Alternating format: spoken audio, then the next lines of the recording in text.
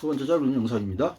조금 전에 얘기했던 이런 전염률은 사람이 말로 정하는 입소문도 비슷하게 돼요. 그래서 그런 입소문이 너무 커지면 우리가 비이성적이라고 하는 현상이 나타나요. 예, 그렇게 나타나가지고 보통 그거를 주식시장에도 연결해서 설명을 해요. 그러니까 사람들이 의외로 신문이라는 걸 보고 결정을 하질 않아요. 주변에서 어떤 얘기를 듣거나 하면은 들어요. 근데 요즘에는 SNS가 발달해서 원체 그럴싸하게 오니까 사람들이 더 빠져들고 더 비이성적인 형태가 많이 되는 거예요. 그래서 카카오톡이나 이 보수 유튜버가 그래서 반향실 효과를 만들고 바이러스성 컨텐츠를 전파했을 때 많은 사람이 거기에 감염이 됐는데, 우리나라 사람들은 이미 앞서서 촛불혁명이나 이런 경험을 다 했고 노무현 대통령의 죽음 이런 걸 다 경험을 했잖아요. 그리고 이명박 박근혜의 9년을 경험했기 때문에 상당히 많은 한 60% 이상의 국민들은 거기서 깨어났는데, 아직도 한 30% 정도 되는 사람들은 여전히 그 반향실에 갇혀서 그 바이러스성 컨텐츠에 오염이 돼 있는 거예요. 그래서 그 작은 차이가 엄청난 투표의 결과 차이로 났는데, 만일 보수나 계속 거기에 갇혀 있다면 영원히 이쪽이 집권을 하는 것은 앞으로 30년, 40년 동안 절대 불가능합니다. 그러니까 이분들이 그 반향실에서 빠져나와서 제대로 된 얘기를 듣고 제대로 된 사실에 올바르게 반응을 해야 돼요. 그러니까 사람들은 조금만 노력하면 되는데 확인하지 않습니다. 듣거나 뭐 이런 식으로 해서 해결하려고 그래요. 자기가 조금만 시간을 투자하면 되는데, 그러니까 마음이 안 열리면 감정도 안 열리고 눈도 안 열리고 관점도 안 열리고 가치관도 꽁꽁 얼어붙습니다. 안 변하는 거예요. 그런데 이런 전염병 효과 같이 이렇게 입소문이나 이런 것들의 가장 대표적인 게 모나리자의 미소입니다. 저도 처음에 모나리자 미소 이런 거 이렇게 봤을 때, 물론 이제 우리나라에 모나리자가 안 왔지, 아마 안 왔을 거예요. 근데 모나리자 미소를 봤을 때, 그 사진이나 이런 걸 봤을 때, 이게 뭐가 대단하다는 거지? 저도 별로 감흥이 없었어요. 그런데 모나리자 미소라는 건 우리가 무지하게 많이 들었잖아요.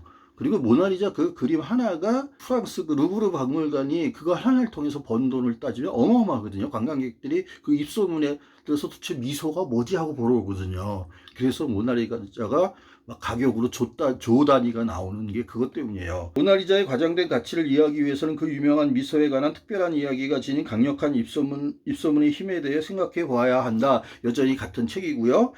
그 이야기는 분명 다빈치가 죽은 직후 집필된 조르지오 바사리의 레오나르도 다빈치 전기에서 처음 나온 이야기가 사람들의 입을 통해 전달되는 과정에서 윤색되어 탄생한 것이다. 이제 다양한 형태로 나타나는 그 이야기는 다빈치가 모델의 미소를 잡아나는데 엄청나게 힘을 들었고, 그래가지고 뭐 광대 부르고 뭐 부르고, 그 다음에 고양이 갖다 놓고 그 여자가 웃음을 짓게 하려고 뭐 그렇게 했다라는 게 이제 과대 포장이 된 거예요. 그 전기 때문에. 그러니까 옛날에 거의 유명한 거 있잖아요.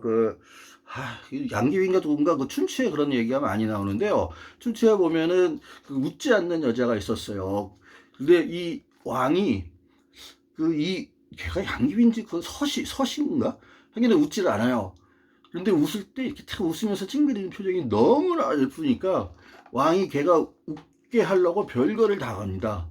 그런데 얘가 잔인한 것을 보고 잘 웃으니까 이놈의 왕이 애들들을 잡아다가 이 끓는 물이나 끓는 기름에 빠뜨려가지고 죽이고 막 이런 걸 했을 때 서신가 그게 웃었어요, 그 여자애가. 그래서 왕이 그게 좋아서 그렇게 잔인한 일을 했고 그것이 무너지는 하나의 동력이 됐다라는 얘기가 나와요. 추치에 보면은 왜 이렇게 미인계로 다 무너지는지 잘 모르겠어요.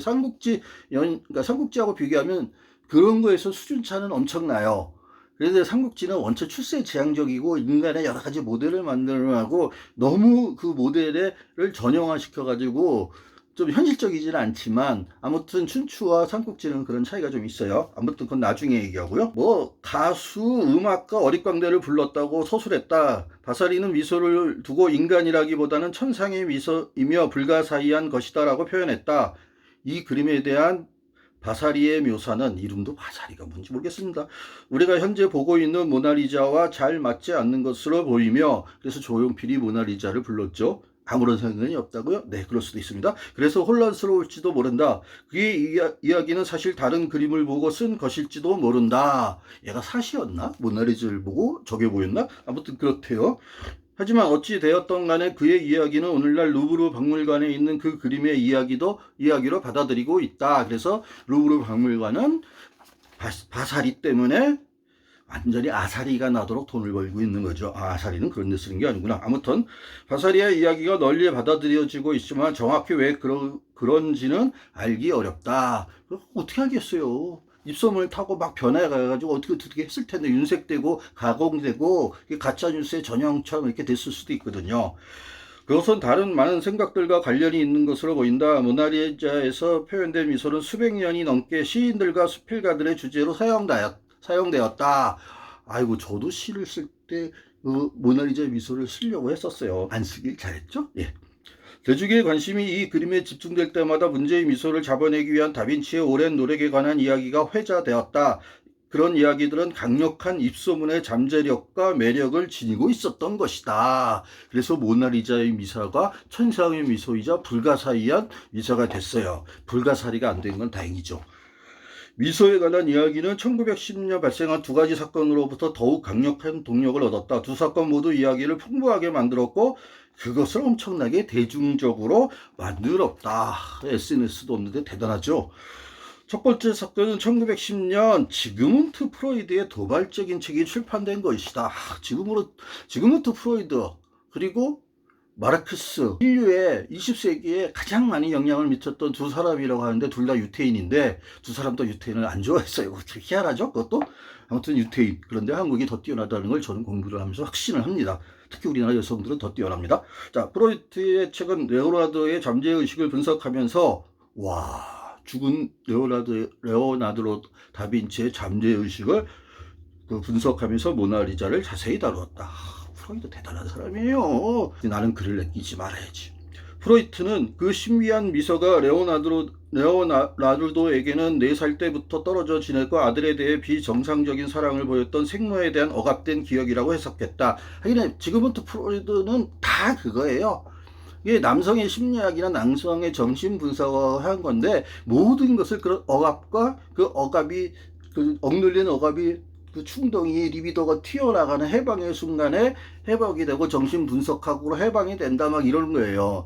그래서 프로이드는 그놈의 이비드 그리고 에고 뭐 이런 거를 통해서 하는 게 모든 게 그거예요. 그래서 아주 최악으로 간 게, 그러니까 최악이라고 하지 않고 최고로 간 게 오디푸스 컴플렉스 아닙니까? 자기 어머니하고 사랑에 빠져가지고 나중에 자살하는 그 비극적인 그 얘기가 그 프로이트가 하여간 남근에 대한 하여간 성에 대해서 프로이트가 너무 집착을 한 게 많아서 그래서 융은 심층 심리학을 하게 된 거예요. 자꾸 세적 이게 나의 문제예요. 저의 문제예요. 두 번째 사건은 1910년 루브르 박물관에서 발생한 모나리자의 도난과 그것을 찾아내기 위한 경찰이 벌인 무용담 그리고 그림을 되찾고 도둑이 법정에 선 것이었다. 이게 유명한 거에는 다 이유가 붙습니다. 이런 드라마틱한 요소들이 붙어요. 그래서 요게 또 하나 붙은 거예요. 프로이트의 그 심리적으로 전 세계에 충격을 줬던 그거와 함께 이런 도난 사건과 찾고 막 하는 그래가지고 걸캅스가 활약을 했다는 걸캅스가 아닌가요? 아니네요.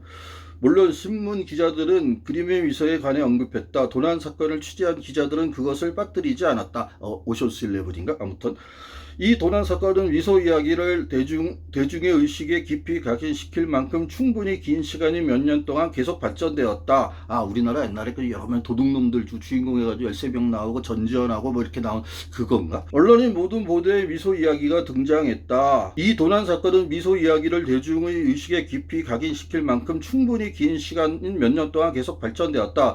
언론의 모든 보도에 미소 이야기가 등장했다. 여기에 항상 기레기가 낍니다. 어느 시대나.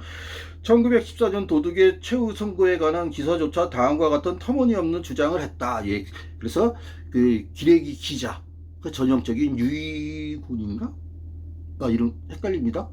윤씨들 전체를 뜻하는 거 아닙니다. 내 친구 윤씨 누누에는 미안해. 그는 자신에 대한 최후 선고를 모나리자의 수수께끼 같은 미소와 어느 정도 닮은 미소를 얼굴에 지으며 들었다. 아이고, 내 도둑놈이 그 미소가 이렇게 기자들이 이렇게 기레기 짓을 해가지고 바사리는 모나리자의 미소를 띄웠고 그것이 역으로 죽은 레오나르도 다빈치를 프로이트가 심리 분석까지 하게 하고 그것이 모나리자의 미소로 가서 설명이 돼서 회자돼서 전 세계적으로 알려지면서 루브르 박물관이 떼돈을 벌고 있는 거예요. 최종적인 결론을 이렇게 갑니다. 참내 끝내는 돈이네. 그 영어 출판물에 대한 프로퀘스트 검색에 따르면 모나리자에 대한 언급한 출판물의 수는 1899년에서 1909년 사이 1910년에 두 사건이 있기 이전입니다. 사이와 비교하여 1915년에서 1925년 사이 도난 사건 이후가 해결이 된 이후입니다. 20배나 더 많았대요. 원래 이게 다 뭐가 히트치면 거기에 편성하기 위해서 책 막 쓰잖아요. 요즘에 그 자기개발서 지독하게 많아요. 한 권도 읽지 않았지만 미안해요 저자들한테. 그 보도들이 모나리자가 짓는 미소에 관한 언론과 입소문의 피드백을 증폭시켰는데 이는 오늘날까지도 계속되는 뉴스의 언급과 그림의 패러디에 의해 더욱 강화되었다. 1910년의 사건들은 오늘날 대다수 사람들에게 잊혀졌지만 더욱 발전된 미소 이야기는 그렇지 않았다. 과거에 벌어진 사건들이 오늘날 모나리자의 엄청난 가치를 매기는 중요한 이유로 작동하고 있는 이유이다. 그래서 모나리가 이렇게 해서 과대 포장이 됐다는 얘기입니다. 이거는 지적재산권의 유효기간이 끝난 레오나르도 다빈치나 프로이트나 바사리한테 가지 못하고 루브르 박물관에 갔다는 그 아주 슬픈 이야기입니다. 네, 여기서 짧은 영상을 마치겠습니다. 감사합니다.